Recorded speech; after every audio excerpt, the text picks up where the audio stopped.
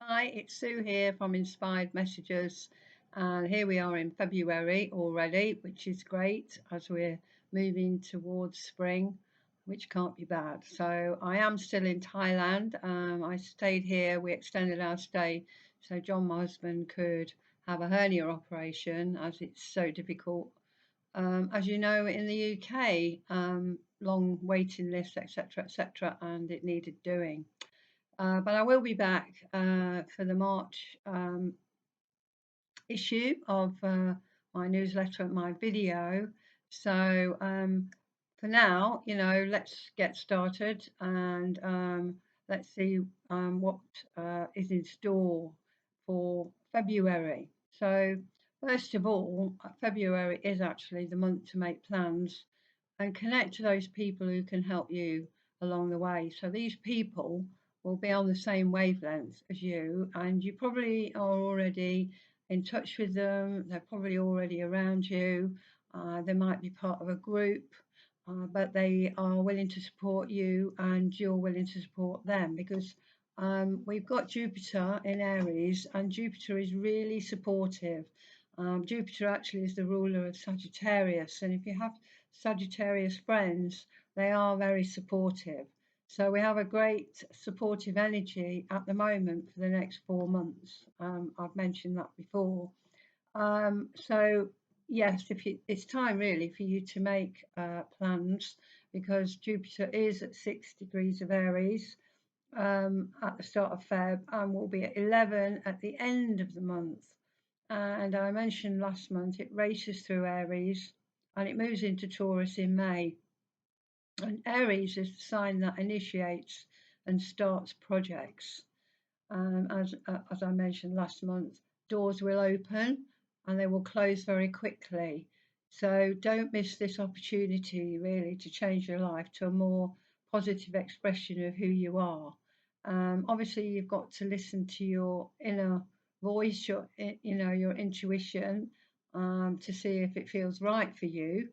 But it is, a great time for you to make changes. Now, if you are an Aries sun, or you've got Aries rising, or you've got an Aries moon, or you have planets in Aries, it's probably going to affect you more than the rest of the sun signs. But having said that, Aries is a cardinal sign, and so it's not on its own. It has it has a Cancer, Libra, and Capricorn as well. So all the cardinal signs, as well as Aries, are likely to be affected. So there's a lot of people that will be affected by this energy. So it's about being awake to these opportunities, mindful, and then putting your foot on the path, so to speak, and seeing if it's going to work for you, and if the door's open, then you're in the right direction. On a global level, lots of things are being changed behind the scenes. Some are good, some are not so good. Actually, we have to decide what we want for our future. It's not up to the globalists. So I'm sure you've heard this if you're following, shall I say, the truthers. You will have heard this from them as well. And there are millions of people around the world who are not going to be pushed around. They're not going to be slaves. And so, we need to be aware of this and we need to decide what we want for our future. So, on the 12th of February, Pluto will move to 29 degrees of Capricorn. Now, there's 30 degrees in a sign, and so that means that Capricorn, having been in there, well, it went in 2008, it's been in there a long time, is now coming to the end of Capricorn, and the last degree of a sign can be more chaotic than the other signs. And Pluto is likely to reveal, dark secrets that have been kept hidden for years and years. So you might expect more information to surface connected to corruption in all its forms around the world.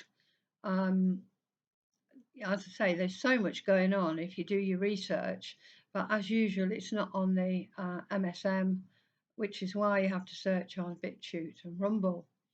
And if you take my newsletter, I do put links for you to watch for videos really that I think maybe are hard for people to find, because there are things on YouTube still, although a lot of people have been banned and taken down. And that's why a lot of people are now on BitChute and Rumble. Um, so yeah, if you want my newsletter, just message me on astrologysue.com on my contact page, and I will add you to the list. You can come out of it anytime you want, but I do put a lot of information under the life purpose heading on my newsletter, and it's not ever so long. And you know, many people say they enjoy it. So have a look. If you want to join, get in touch with me. So going back a bit, on the 21st of January, we saw thousands of people in London protesting about the damage and loss of life they have sustained since taking the jibby jabby.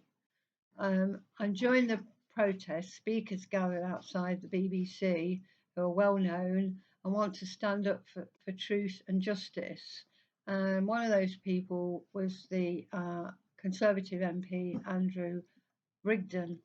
And he has now been interviewed by many, many people, which is really good.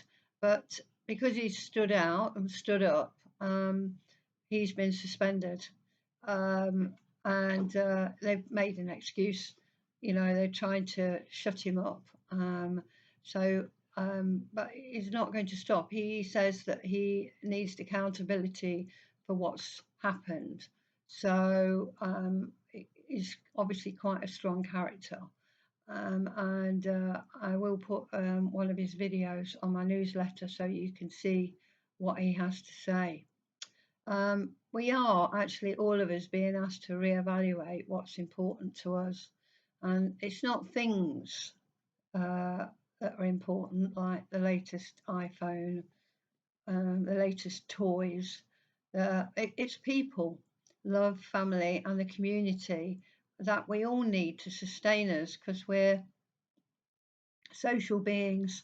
We like to interact, we like to communicate, and so being with family or a community is really, really important to us, and it does support us and sustain us. And we are all in this together. Now, we may hear uncomfortable truths that could well upset us around the 10th of February, because Mercury is going to conjunct Pluto. Mercury is the planet of communication, and Pluto is this planet that unearths things that need to be revealed. So, you know, it is likely that something will happen around the 10th. And also, Mercury conjuncts Pluto, but also interacts with Mars.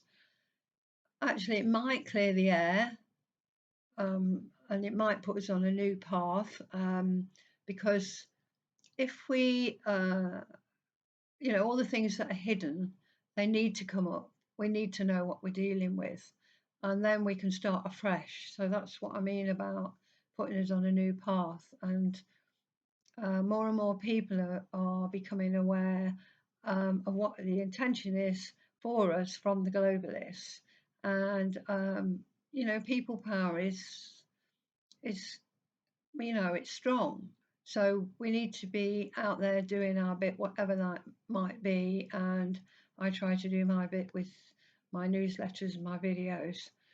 It doesn't take a lot. It doesn't have to be a lot.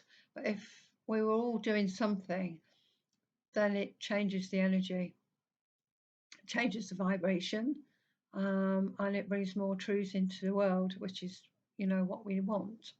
So remember, Pluto is in Aquarius for till 2044, and this will be a completely different energy. And as I've said before, it will go in to Aquarius this year for a couple of months. We might feel a flavour of what it's going to be, um, till 2044. But it then will go back into Capricorn, and this is so it can actually finish what it started, which is about dismantling all the things that are no longer working for us. So we know that institutions, banks, governments, none of it is working. And so that Pluto in Capricorn has been taking it all down. We are going through a massive shift. This is for all of humanity. And as I said, it's just the start, it's just the beginning, because it's going to be in there from next year permanently, 2044. So, yeah, let's hold on to your hat and let's see what happens when it dips its toe in a little while, when Pluto dips its toe into Aquarius. So let's look at the transits for February. The first, which is today, the Sun is actually sextile Chiron, which carries on the healing theme of yesterday when the Moon was trine Chiron. Chiron's always about family healing, so it is about forgiveness as well. So family healing and forgiveness is highlighted through this transit. And it's really time to forgive those that trespass against you, if at all possible, because actually what they're doing, they are playing a part to open us up to what is going on. If they weren't playing their part, then everything would stay the same. So on the 4th, the Sun is square Uranus, so watch out for sudden unexpected events that can disrupt. We know that Uranus can do that. It's very unpredictable, and so there is something that might just happen around the 4th. The Sun on the 4th is at the astrological point of Imbolc, which represents lighter nights and the new shoots of spring, as the bulbs begin to poke their way through the soil. So that's on the 4th of Feb, which is, a nice thing. On the 5th, the full moon is in Leo. Leo is very heart-centered. It's about love. So thinking about giving and forgiving people with your heart energy is important. Leo is creative and wants to be centre stage, and it will take a risk. So my thoughts were, is this about letting go of things that have outgrown their usefulness? Especially with this Jupiter going through Aries, because we have to get rid of things to allow the space for new things to come in. So that's a possibility. The Sun and Moon both square Uranus, so we can expect the unexpected. So it's time to look what's important in your life, discard the rest. And Venus is square Mars, indicating impatience and irritability. So keep calm if you can. Full moons are known for disruptive energy, and it's time to do a full moon ritual. So that basically means you write a list of what you no longer want in your life, and you sit and meditate in the moonlight, setting the scene with music and a candle, and deciding, that you want to let some things go. So on the 6th, Mercury will sextile Neptune, which is great for creative visualization and imaging the kind of life you want to have. And basically, you can do like a vision board or write a story about how your life you want to be in the future tense, so that it's happened, and then you can visualize the kind of life that you want, having done your vision board or written your story. Dreams can also be important, so you might like to write them down if that's happening, and that's on the 6th. On the 8th, Venus is sextile Uranus. So sextile is okay. It's Uranus, you know, it wants freedom. So it can indicate relationships are based on liberty and equality, and therefore the freedom to be oneself will be important. And we might see this on the world stage, you know, we might see this personally, so it might be worth looking out for. In fact, all these transits, you might see them on, you know, on the world stage enacting out. On the 10th, we've got this Mercury conjunct Pluto, so there may be a compulsive need to talk about secrets, or anything hidden may come up to be looked at. I talked about the corruption, about that on the 10th. So let's see what happens. This could be very much seen on the world stage. So it might be uncomfortable, as I said earlier, but you know, we have to go through it. On the 13th, it's time to wind down and reflect on what you let go on the full moon back on the 5th of Feb. And the moon will actually be in Scorpio, so that will help you go deep to do this kind of reflection.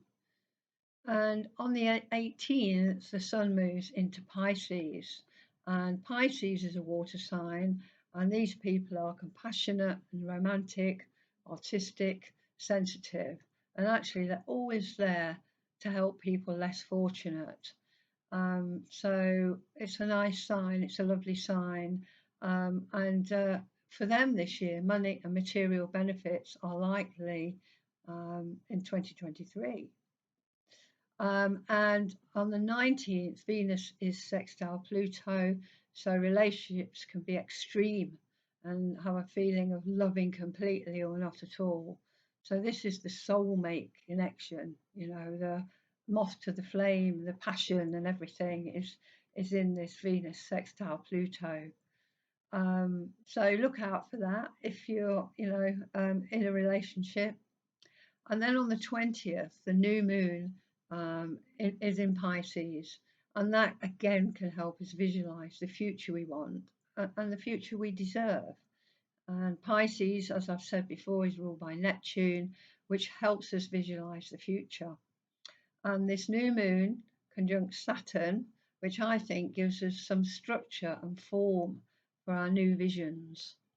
And Venus is at 29 degrees of Pisces, so it's at the end of Pisces, it's the end of a sign, and will swiftly move into Aries, and it will hit the Aries equinox point, and that can indicate a new beginning. So I think that's quite positive, this new moon in Pisces. And it would also be good to perform a new moon ritual. So this is the time when you write what you do want, your goals down. And because the moon is in Pisces and it's ruled by Neptune, this is again is a really good time to meditate and visualize what you want. And if you've got your vision board or your story, maybe use that as well. So it's all quite positive on the 20th. On the 21st, Mercury will square Uranus, and that can bring, you know, because it's communication and it's a square, so it's a bit of a challenge. So it can bring hastiness and exaggeration in thinking. It can also bring tactless statements and extreme impatience. So think before you speak on Tuesday, the 21st. Don't upset somebody. On the 22nd, Mercury is trine Mars, and that actually gives a sharp analytical mind, extreme quick wittedness, and fighting by using your brains and your words. So it's a good day for negotiation. If you need to negotiate, the 22nd is a really good day. And finally, on the 27th, which is a Monday, it's time to work on the goals you made back at the new moon, which was on the 20th. And again, you could visualize, you know, do some meditation and whatever goals you set, do some work on it. So the affirmation for this month is hand on heart. My world is full of love, joy, and harmony, and what I give out to others, I get back from the universe. I'll say that again. My world is full of love, joy, and harmony, and what I give out to others, I get back from the universe. So, you know where I am. If you need to contact me through my website, astrologysue.com, on the contact page. If you want to join my newsletter, have a look, then please get in touch. I have a couple of free ebooks as well, which I give away, and you're very welcome to them. Just tell me on the contact page and I'll send them to you. And in the meantime, have a great February, keep warm, and realize that we're moving towards the spring, which has to be a good thing. And I look forward to seeing you again at the beginning of March. So for now, I'm going to say bye for now. Bye bye. Bye bye.